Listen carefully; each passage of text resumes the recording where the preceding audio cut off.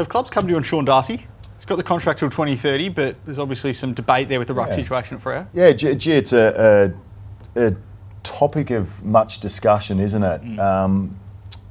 I understand the position and why, and part of it is Luke has played really good football, but no is the short answer.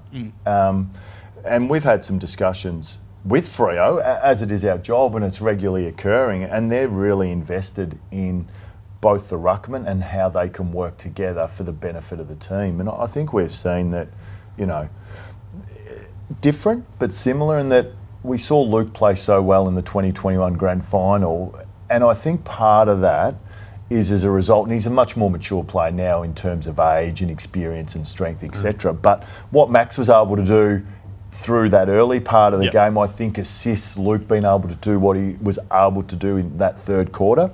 And I don't think it's entirely the same, but I think there is a similarity in that regard. And also it's who you're playing against in terms of rucks as well, because there are some really big dudes out there where I think Luke is well supported or required, or Sean can take a lead role in that. And we did see it on the weekend. I think that was great evidence. Like Rowe Marshall is an excellent ruckman. But what we saw was a real dominance in the ruck, I think, collectively from Sean and Luke in both hitting the scoreboard and around clearance.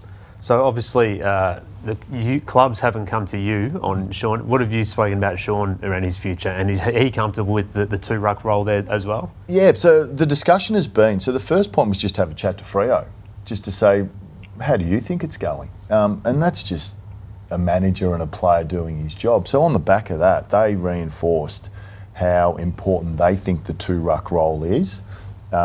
And Sean has been more than okay with that in my discussions with him. It's not something we've dwelt too much on. Yeah. I certainly understand it though, because gee, it takes up a lot of talk time, doesn't it? The merry-go-round's always interesting. Yeah, and it is. You're quite right. I often, relate it to the backup quarterback, and the way that clubs shape their list around it, because the majority of them are one-position players, but you just can't have one or two on your list. So if you carry 10% of your list is for one position.